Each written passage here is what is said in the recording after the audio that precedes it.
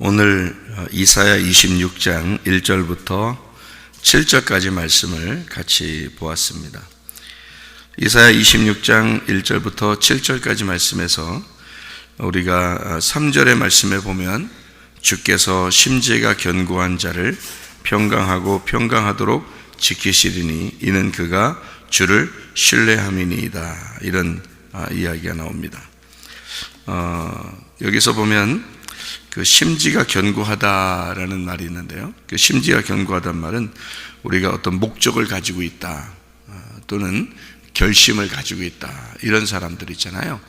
그러니까 사람이 요즘 학생들 이렇게 보면 목적 의식이 없어요. 그러니까 왜 살아가야 되는지, 자기가 뭘 해야 되는지 이런 걸 잘 몰라요. 어린애 사람들이 요즘에는. 옛날에는 그래도 뭔가 희망을 가지고 결심하고 뭐 이렇게 노력하면 되는 그 시대를 살 때, 우리 어릴 때만 해도 그런 어떤 결심을 하고 목적을 가지고 있으면 뭔가 된다고 생각하는 때가 있었거든요. 근데 요즘에는 뭔가 목적을 가지고 열심히 해도 안 되는 사람들도 많고, 그러니까 이렇게 막 실망을 금방 하는 경우가 있고, 또 아이들이 이렇게 뭐 어떤 공부나 이렇게 자기 학생이니까 공부하면서 목적을 의식을 가지고 이렇게 하면 뭔가 되겠다는 생각이 안 되니까 그냥 막 놀아버리기도 하고, 자기 맘대로 뭐 이렇게, 그리고 특별히 이제 자기들 이렇게 컴퓨터나 핸드폰이나 뭐 이런 것들이 발달하다 보니까 그걸로 많이 친구를 삼고 그걸로 많이 생활을 해요, 아이들이. 그러다 보니까 그게 뭐 그것만 있으면 사는 거예요. 다른 건 없어도 그것만 있으면 살겠다는 사람들이 많아요, 아이들이요. 그러다 보니까 목적의식이 없어지죠. 의욕도 사라지죠. 세상을 살아가려면 자기가 직접 살아가야 되거든요. 근데 그런 살아갈 만한 의욕이 없는 거예요. 그런 목적도 없고, 자꾸 이런 게 다른 이제 미디어 매체들이 이 사람을 지배하기 시작하는 거예요, 아이들을. 어른들도 마찬가지죠. 컴퓨터가 발달하고 텔레비가 발달하고 텔레비 프로그램도 많이 발달하고 또 핸드폰들도 있고, 그러니까 거의 거기에 매여 있죠. 자기 생활을 이렇게 막 뭔가 의욕적으로 뭐 이렇게 막 하기가 어려운 시대에 사람들이 살아가고 있습니다. 어쨌든 말세라고도 하고 소돔과 고모라 같은 시대이라고도 하고 그렇게 우리는 살아가고 있는데요. 성경에서는 우리가 결심하고 목적의식을 갖고 의욕을 가진 사람들, 이런 사람들은 마음에 평강이 있다는 거예요. 마음의 평강이라는 게 이게 샬롬이거든요. 샬롬. 이게 샬롬이 있다 이거예요. 그러니까 샬롬이라는 말은 솔로몬이 있다는 얘기고, 그 솔로몬이라는 분은 부활의 예수님을 상징하시는 분이거든요. 그렇기 때문에 그 안에 견고한 성전, 그러니까 솔로몬 때 성전을 세우잖아요. 견고한 그 교회 의식을 가지고 살아갈 수 있다, 이런 말이에요. 그러니까 교회 의식을 가지고 살아가니까 사람들의 마음이 교회에 이제 많이 마음이 와 있는 거죠. 그러다 보면 마음이 어떻게 돼요? 안정이 되죠. 마음이 안정이 됩니다. 그 안정이 되고 그 평강하죠. 마음이 평안하고 안정을 누려요. 그러니까 다른 일을 해도 의욕적이고 재밌죠. 근데 마음이 안정이 안 되고 불안전하고 막 이렇게 왔다 갔다 하고 불안하고 이러잖아요. 그러면 안정이 안 돼요. 그러니까 평안하지 못하죠. 불평불만하게 되고 원망스럽고 짜증나고 이러면은 의욕이 없어져요.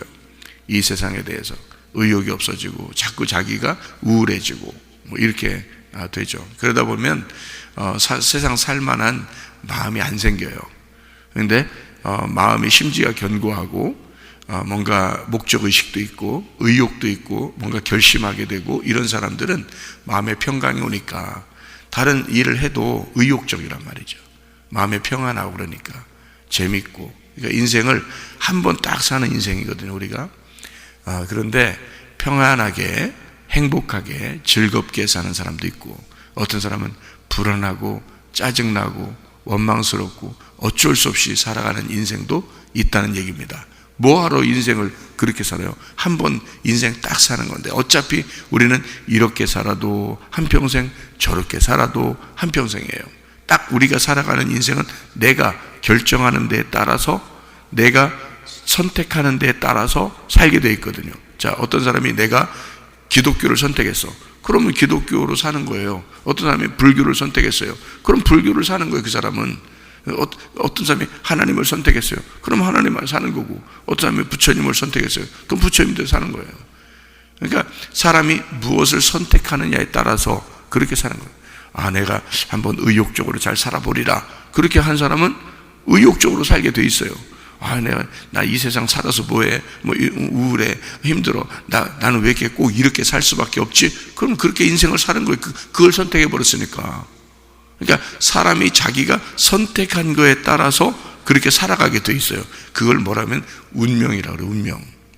이 땅의 운명. 자기가 선택한 운명이에요. 그러니까 그 운명이 지긋지긋한 거죠. 아주 어떤 사람은. 그래서 그 운명대로 살아가다가 지긋지긋해서 그 운명에 발이 걸려 넘어지는 거예요. 우리 기독교인들은요, 사실 운명이라는 건 별 의미가 없습니다. 왜 의미가 없냐면 땅의 운명이 죽은 자가 그리스도인이거든요. 땅의 운명을 껍질을 벗겨서 할례를 받은 자가, 마음의 할례를 받은 자가 그리스도인이에요. 그리스도인은 운명이 따라와서 자기를 넘어뜨려서는 안 됩니다. 기독교인은요.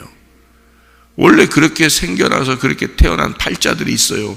그런 팔자들로 사는 사람들이 이 땅의 사람들이라고. 기독교인들은 그런 팔자에서 하나님이 부활의 팔자로 바뀐 사람들이 기독교인이고요. 부활의 팔자로. 그래서 안식일 다음 날 부활하잖아요. 예수님이. 팔자야, 그게. 팔자. 안식일이 7일이고 그 다음 날이 8일이요. 그래서 8일 날 부활했어요. 8일 날. 안식 후 첫날 부활했으니까 그게 8일 날이요. 그러니까 그 안식일이 7번 지나는 게 49일이거든요. 49일 다음 날이 오순절 날이에요. 성령 충만 받은 날. 그게 다 팔자예요. 팔자. 그러니까 7의 다음 날이에요. 안식 후 첫날.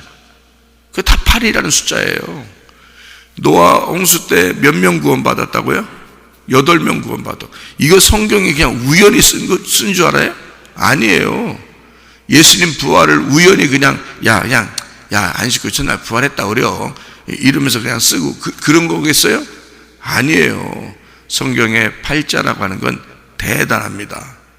여러분과 저의 팔자도 대단한 팔자로 바뀐 거예요. 이 진짜 하늘의 팔자라니까요. 그래서 7은 예수님을 말하고요, 안식일 예수님을 말하고 그 다음 숫자가 8이라는 숫자예요. 그게 부활의 숫자란 말이에요. 그게 예수님이 부활하신 예수님의 숫자고요, 그게 성령의 숫자입니다. 그게 교회의 숫자예요. 그래서 8명이 구원받는 거예요. 그게요. 예수님하고 나하고 합해졌다. 그래서 8이 되는 거예요. 8. 그래서 8일 날 부활하시는 거야, 예수님이. 그러니까 팔자? 팔자. 그래, 내 팔자는 바뀌었어. 부활의 팔자로 바뀌었어. 세상의 팔자가 아니라, 땅의 팔자가 아니라 하늘의 팔자로 바뀐 사람이야. 그게 그리스도인이에요. 그게 그리스도인. 그러니까 우리는 세상에서 그렇게 막 왔다 갔다 이렇게 마음이 왔다 갔다 분주하고 이렇게 불안하고 원망하고 짜증내고 이런 삶이 아니라 진짜 평강한 삶을 살아야 돼. 뭔가 결심이 있어야 되고 목적의식이 있어야 되고 의욕적인 삶을 살아야 되고 내가 선택하는 그 뜻이 선한 것으로 선택을 해야 하고, 그러면 속에 있는 유전자도 바뀌어버려요. 내가 선택하는 데 따라서 유전자가 바뀌어버린다고. 야, 나는 될 사람이야. 나는 팔자가 바뀐 사람이야. 나는 하늘의 팔자를 가진 사람이야.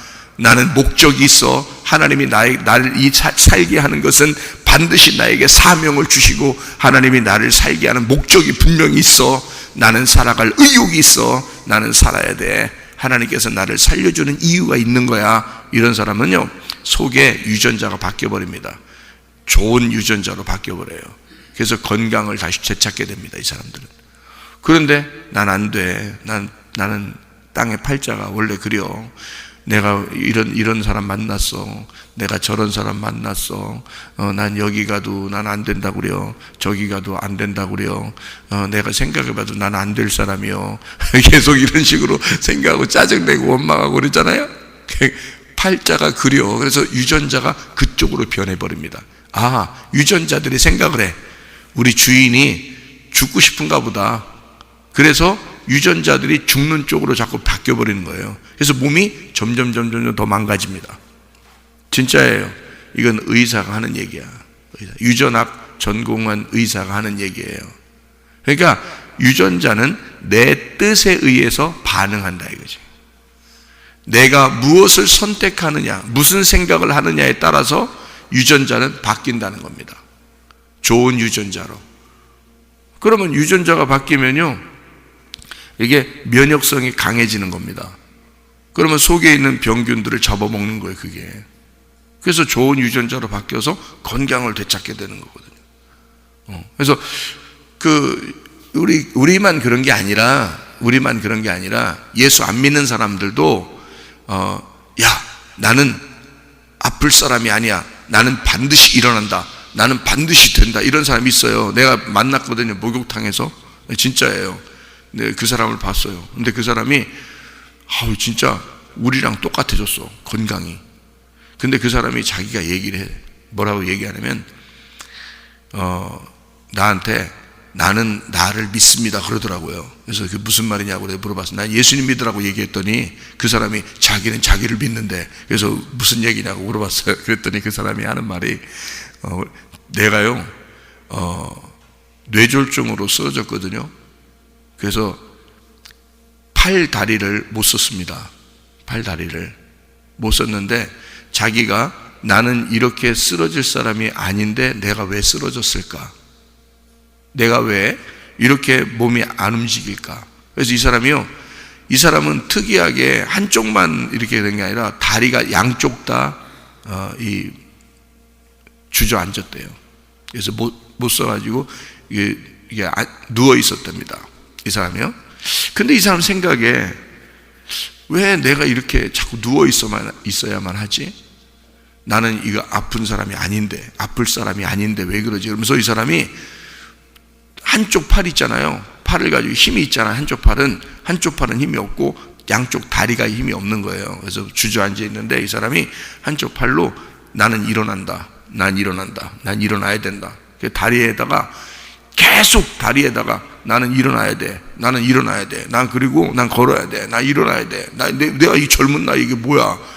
그 사람이 나이가 내가 만났을 때가 한 50대 중반 정도? 50대 중반이나 후반 정도 됐어요. 그런데 이 사람이 2년 전인가 그렇게 됐다고 그랬으니까 한 50대였어요. 그러니까 근데 자기는 젊다고 생각한 거예요. 내가 젊은 나이 이게 뭐냐? 그러면서 이 사람이 막 일어나려고 애쓰는데 일어나지나요? 이게 다 빠져버렸는데. 그러니까 벽을 기대고 뭘 잡고 있잖아요. 막 일어나면서 한쪽 팔을 갖다가 막 힘을 내면서 한쪽 팔 움직이고 다리도 막 계속 움직이려고 막 애썼답니다, 이 사람이요. 진짜로 막 애썼다. 그래서 이걸 일어나 보려고, 어찌든지 일어나 보려고. 그래서 한참 만에 일어났답니다, 이 사람이. 다리가 힘이 생긴 거예요. 약간 힘이 그러니까 그래, 좋아, 난 된다, 난 되는 사람이야, 난 일어날 수 있는 사람, 내가 이게 뭐야, 일어나야지 하면서 일어나서 이거를 꿋꿋하게 힘을 내서 일어났대요. 근데 이 힘이 점점 생기더니 그래서 막 벽을 기대면서 있잖아요. 난 걸어야 돼. 내가 이게 뭐야? 내가 걸어야 돼. 하면서 걸었답니다. 이렇게 해서 그렇게 걸었대요. 나는 분명히 뛸 사람이야. 그러니까 나는 더 걸어야 돼. 그래서 막 더 걸었대. 이렇게 하고 더 걸었대. 더 걷다가 힘을 더 낸 거예요. 그러다가 어느 날 이게 이제 한참 된 거니까 그게 2년 전이니까 2년 동안 혼자 그거를 계속 주입을 시킨 겁니다. 자기는 절대 내 왜 안 되지라는 생각을 안 해봤대. 그러니까 그 속에 있는 뜻이, 그 생각이 그 유전자를 바꿔버리는 거예요. 점점점 이 속에서. 처음에는 안 되죠, 당연히. 근데 이 사람의 뜻이 이걸 자꾸 바꾸는 거야. 그러니까 뜻을 바꾸니까 이 속의 유전자가 바뀌면서 점점 이 속에서 된다 자꾸 하니까 있잖아요. 이게 움직이더랍니다, 다리가. 그래서 걷고 지금은 뛰고, 그렇게 그 뛰는 그 상태, 그러니까 나와 똑같은 상태로 목욕탕을 와서 얘기를 자기를 해주는데, 자기는 그래서 자기가 생각한 대로, 자기가 힘을 준 대로 그대로 되더라. 그래서 자기가 다른 신을 안 믿어도 나는 나를 믿을 수 있겠다 그러더라고요. 여러분, 예수 안 믿는 사람도 그렇게 의욕을 가지니까 유전자가 바뀌어서 자기가 힘을 내고 다시 건강해지더라는 거지. 그럼 뭐야? 하나님이 그러면 어떤 분인데? 예수 믿는 사람들은 그럼 뭐 안 아파야 돼? 예수 믿는 사람도 아파요. 무슨 말이냐면 제가 그걸 설명해 드릴게요. 예수 믿는 사람들도 아파요. 근데 예수 안 믿는 그런 사람들도 건강하게 다시 회복될 수가 있어요. 그런 말이 무슨 말이냐, 이게 지금 무슨 말이냐. 자, 여기에 나와 있는데요. 여기 이사야 26장 7절입니다. 7절의 말씀, 여기 보니까 뭐라고 되어 있냐면요, 의인의 길은 정직하며 그랬죠. 그 정직하며라는 말이 공평, 매끄러움이라는 단어입니다. 이게 공정함, 평탄함이라는 단어거든요. 공정함, 정직함이라는 단어예요. 그게요. 그러니까 평탄함, 매끄러움, 공평함이라는 단어예요. 이게요. 의인의 길은 정직하며 정직하신 주께서 그랬어요. 이 정직하신이란 말이 고든이란 말입니다. 정직한이란 말이에요. 이게 올바른이란 말입니다. 여러분, 이게요, 이 말이요. 자, 보세요. 주님께서는 이렇게 올바르신 분이고 공평하신 분이고 공정하신 분이라는 겁니다. 여러분, 이 세상이 평등해요? 평등하지 않습니까? 네? 이 세상이 평등해요? 평등하지 않아요? 평등하지 않습니다.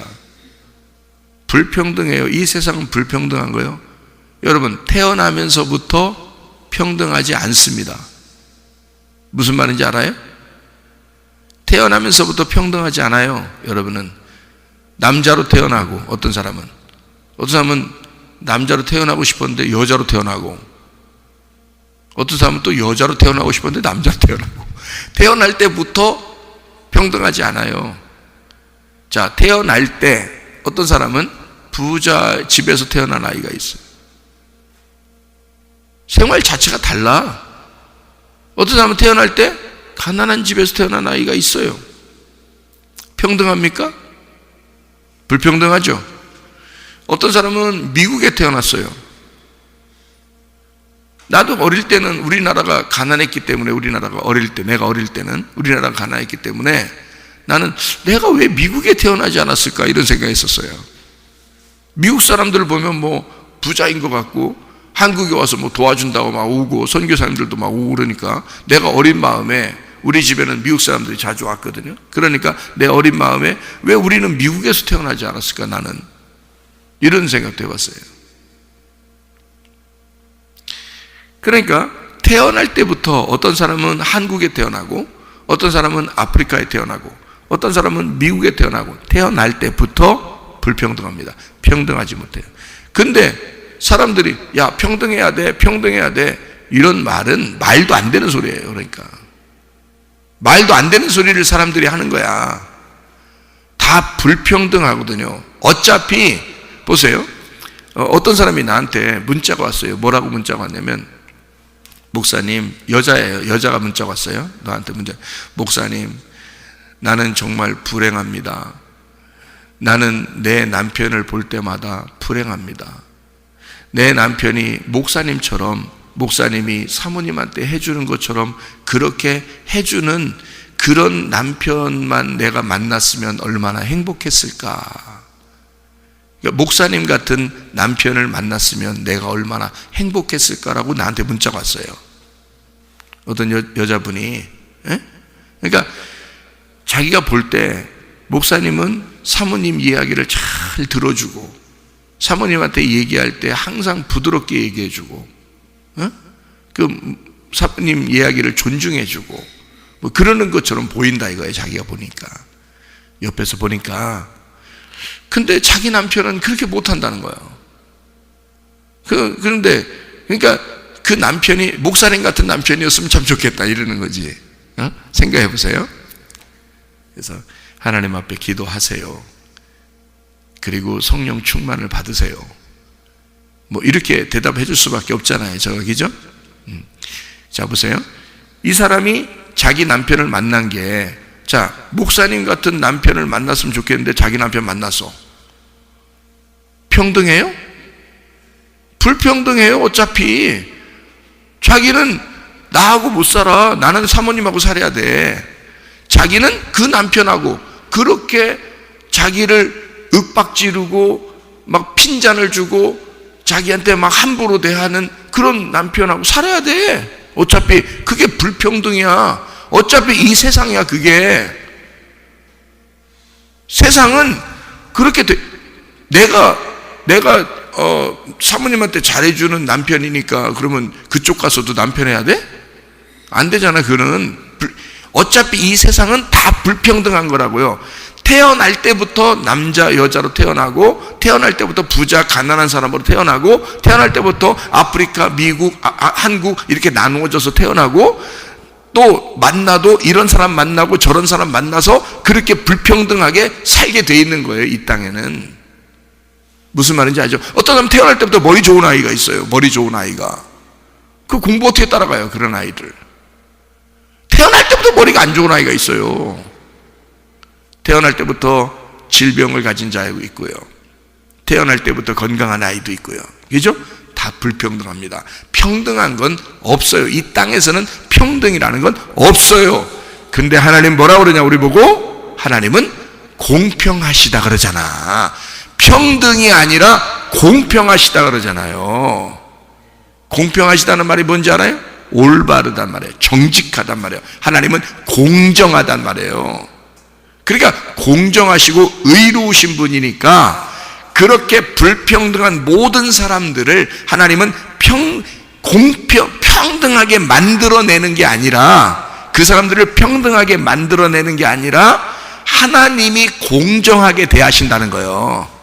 가난한 사람이든 부자든 잘난 사람이든 못난 사람이든 머리가 좋은 사람이든 안 좋은 사람이든 아픈 사람이든 안 아픈 사람이든 하나님은 공정하게 대한다는 거예요. 그게 공평하신 하나님이라는 거죠. 이게 평등한 하나님이 아니에요. 공평하신 하나님이란 뜻이지. 이 세상은 평등이 있는 게 아니야. 공평하신 하나님이 계신 거야. 그러니까 예수 안 믿는 사람도 자기가 나는 될 수 있다, 될 수 있다, 나는 일어날 수 있다, 일어날 수 있다, 뛸 수 있다, 뛸 수 있다니까 그 사람이 뛰는 거예요. 왜? 그 속에 공평하신 하나님이 공평한 유전자를 집어넣어놨으니까. 공평한 유전자를 교회 다니는 사람들에게만 집어넣어 준 게 아니에요. 그런 유전자를 하나님은 처음부터 하나님의 의도, 하나님의 뜻이라는 하나님의 유전자를 사람들에게 공평하게 집어넣는 거예요. 그래서 어떤 사람은 교회 다니면서도 아유 죽겠다 그러면 죽는 길로 계속 가는 거예요. 그게 몸은 왜? 죽겠다 했으니까. 유전자를 똑같이 집어넣어줬으니까. 교회 안 다니는 사람이나 교회 다니는 사람이나 가난한 사람이나 부자나 잘난 사람이나 못난 사람이나 똑같이 유전자를 집어넣어놨어요. 그 공평하신 하나님이기 때문에 그렇습니다. 그러니까 그 사람은 교회 안 다녀도 일어날 수 있다 하니까 일어나는 거고, 교회 다녀도 난 아파, 난 못 다녀, 그럼 못 다니는 거예요. 그 사람은 계속 쓰러지는 거예요. 여러분, 할 수 있다 하신 이가, 할 수 있다 하신 이가 여호와 하나님이라고요. 그분이 공평하신 하나님이라고요. 나는 그런 하나님을 믿는다고. 평등하게 만들어주는 하나님을 믿는 게 아니야. 나는 불공평하지만, 이 땅에 평등이 없지만, 어떤 사람은 아프고 어떤 사람은 안 아프고, 어떤 사람은 부자고 어떤 사람은 가난하고, 어떤 사람은 머리 좋고 어떤 사람은 머리 나쁘고, 어떤 사람은 잘생겼고 어떤 사람은 못생겼고, 이 땅에 어떤 사람은 잘 살고 어떤 사람은 못 살아도 하나님은 공평하게 우리를 판단하시는 하나님이다라고 하는 그 하나님을 난 믿는다고요. 그 하나님을. 그런 하나님을 믿어야지. 아니 뭐 예수 믿는다고 그냥 예수 믿는 사람들한테는 내가 다르게 해줄 거야. 예수 안 믿는 사람들은 이 땅에 살지도 못하게 해줄 거야. 예수 안 믿는 사람들만 다 아프고 예수 믿는 사람만 다 건강하고 그렇게 하는 하나님이 무슨 공평하겠습니까? 생각을 해보세요. 공평하신 하나님이라는 건요, 우리 속에 유전자를 똑같이 집어넣어놓고 네가 이 땅에 살아가면서 네가 생각하는 대로 이 유전자는 바뀔 것이다. 네가 생각하는 대로 유전자는 바뀌어요. 그래서 진짜예요. 이건 의사가 하는 얘기입니다. 그러니까 네가 생각하는 대로 나는 낫을 수 있다. 나는 될 수 있다. 나는 된다. 이렇게 하면 똑같은 공평하신 하나님이 그 속에서 유전자가 변화하도록 역사하신단 말이에요. 그래서 땅의 운명은 원래 유전적으로 어떤 사람은 이런 병도 있어서 태어난 사람도 있어요. 근데 그것도 바뀝니다. 그 유전자도요. 바뀌어요. 왜? 이 사람이 생각하는 데 따라서 바뀌는 거거든요. 그 사람이 그러니까 사람은 무슨 생각을 하느냐에 따라서 이 속의 몸은 다 바뀌게 돼 있어요. 여러분, 그게 공평하신 하나님이지. 생각해봐요. 나는 그런 하나님을 믿습니다. 그런 공평하신 하나님을 난 믿는다. 그게 정직하신 하나님이죠. 그게 올바른 하나님이죠. 예? 어떤 사람한테는 이렇게 대하고 어떤 사람한테는 저렇게 대하고, 그건 사람들이나 그렇게 하는 거지. 그건 불공평한 거지. 그건 사람들이나 그런 거야. 공평하신 하나님은 모두에게 똑같이 대하시는 하나님이에요. 그리고 모두에게 똑같이 심판하시는 하나님이고요. 예. 그래서요, 우리가 그런 공평하신 하나님이 정의롭고 의로우신 분이에요. 이 땅에서는 의인은 없어요. 하나도 없어요. 의인은 오직 예수 한 분밖에 없습니다. 하나님만 선하십니다.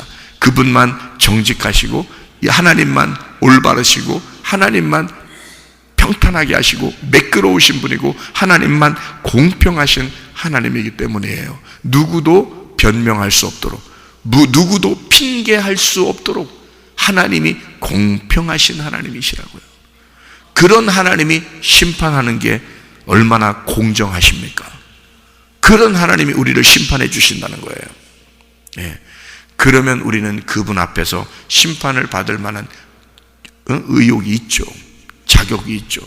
그런데 만약에 하나님이 늘 우리 딱 보면서 사람 봐가면서 심판하신다면 우리가 그 앞에서 심판받고 싶겠어요? 생각해요. 사람들처럼 사람들 봐가면서 자기 친한 사람한테는 잘해주고 안 친한 사람한테는 못해주는 그런 심판관, 그런 판사가 있다면 그 앞에서 재판받고 싶겠냐고, 여러분이. 그렇지 않잖아요. 나는 공정하신 하나님이라고 믿기 때문에 그 하나님 앞에서 재판을 받는 거예요. 우리가 공정하신 하나님은 반드시 그분이 우리에게 뭐라고 그러면 네가 나를 믿어라. 그것이 의로움이다. 우리는 죄인인데 죄를 짓고 죽을 수밖에 없고 심판받아 지옥 갈 수밖에 없는데 공정하신 하나님이 우리 보고 뭐라고 딱 공정하게 판결을 하냐면 너는 나를 믿어라. 믿음으로 네가 의인이 될 수가 있다. 그러니까 나는 그분에게 맡기는 거예요. 그렇죠. 내가 죄인이지만 하나님이 그렇게 공정하시게 판단하실 것이니까 나는 당신에게 심판받고 싶습니다. 그러면 그 하나님은 나를 재판하실 때 반드시 천국으로 인도한다는 거죠. 왜냐하면 내가 당신을 믿었으니까. 공정하신 하나님을 나는 믿으니까. 나는 예수 그리스도를 믿으니까. 그 예수가 나를 구원하신다는 사실을 믿으니까 그분이 나를 구원하시기 위해서 십자가에 못 박혀 돌아가시고 나는 그 예수를 믿고 공정하신 하나님을 따라 나는 사는 사람이니까 그런 하나님에게 재판을 받아야 되죠. 그래야 공정한 거지. 사람 따라서 사람 보아가면서 심판하는 그런 사람한테 심판받으면 되겠냐고. 안 되죠. 그리고 다른 예수 안 믿는 사람들도 그런 하나님에게 딱 심판을 받아야 그래야 공정한 거지. 그들을 사랑하는 마음으로 심판하는 거니까요. 공정하게. 예수 안 믿는다고 여러분 하나님이 안 사랑하는 거 아닙니다. 그 사람들을 위해서도 십자가 못 박혀 돌아가신 분이에요. 예수님이. 그렇기 때문에 공정한 거예요. 너희들도 내 자녀들이야. 너희들 네 생각에 따라서 네가 의욕적으로 결심하고 목적을 가지고 뭐가 의욕적으로 뭔가 나는 살아야 돼, 나는 이렇게 해야 돼 하고 그렇게 생각하면 네 속에 유전자가 다 바뀔 것이다. 교회 안 다녀도 너도 내 자녀니까. 그게 공정한 하나님이죠. 여러분 생각을 해보세요. 그게 진짜 공정한 하나님 아닙니까? 그래요. 그러니까 여러분 교회 다니면서 이왕이면 우리의 하나님이라고, 우리의 아버지라고 여기는 그 아버지가 공정하신 아버지인데, 그 아버지는 우리에게 속에 유전자를 주셨어요. 그리고 우리에게 의욕을 가지라고 합니다. 너의 심지가 견고하기를 바란다. 그러면 네 속에 평강이 있을 것이다. 평강이 오게 되면 너 유전자 바뀐다. 좋은 유전자로 바뀌면서 네가 건강해진다. 그렇게 하나님 우리에게 정해놓은 게 있다는 거예요. 아이 세상 사람들도, 교회 안 다니는 사람들도 자기가 하나님의 아버지라고 하지 않고 자기가 신이라고 그렇게 여기는 사람들도 그 유전자가 바뀌어서 건강해지는데, 하물며 우리의 아버지 하나님, 공정하신 아버지가 우리의 아버지 대신 우리 믿는 예수 그리스도 믿는 사람들이 우리 속에 있는 유전자가 점점 더 선한 쪽으로, 점점 더 좋은 쪽으로, 점점 더 건강한 쪽으로 바뀌게 되지 않겠느냐 그 말입니다. 우리 그러므로 여러분 건강하시기를 바랍니다. 예, 하나님 앞에 진짜 축복을 받아 사는 거, 하나님은 공정하신 하나님이기 때문에 그래요. 그래서 더 믿을만하다는 겁니다. 하나님이요, 불평등한 세상 사람들처럼 그렇게 판단하시는 그런 하나님이라면 우리가 믿을만하지 못하죠. 그러나 공정하신 하나님은 우리가 믿을만한 하나님이다. 너희의 심지가 견고해지길 원한다. 의리를 지켜라, 믿음을 지켜라, 신뢰를 해라, 하나님을 믿어라. 변함없이 그 하나님이 너에게 그렇게 사랑하시는 하나님이심을 믿어라. 하나님은 정직하신 하나님, 그 의로우시고 올바르시고 고든 매끄러운 공평하신 공의로우신 하나님이 너를 책임지실 것이기 때문이다 그 말입니다. 8절 하나 읽고 마치도록 하겠습니다. 이사야 26장 8절입니다. 여호와여, 주께서 심판하시는 길에서 우리가 주를 기다려 싸우며 주의 이름을 위하여 또 주를 기억하려고 우리 영혼이 사모하나이다. 하나님은 우리에게 징계하시는 것도요, 뭔가 뜻이 있어서 그런 겁니다. 아비가 자식을 징계할 때는 뭔가 뜻이 있는 거예요. 뭔가 이유가 있는 거예요. 이유가 있으시겠죠. 이유가 있는 거야, 하나님이. 그러면 그 하나님을 정말 신뢰한다면, 그 정직하신 하나님, 공의로고 공평하신 그 하나님을 인정한다면, 여러분, 하나님은 분명히 내게 이유가 있으실 거야. 그러니 나는 그 주님을 더 붙들고 더 기억하고 또 주님을 사모해야 되겠다. 우리 영혼이 주님을 사모합니다. 주님을 기대합니다. 주님 나를 정말 사랑하시는 하나님이심을 내가 믿습니다. 오늘도 그 주님과 동행하다가 주님 만나시기를 바랍니다. 아멘. 기도하겠습니다.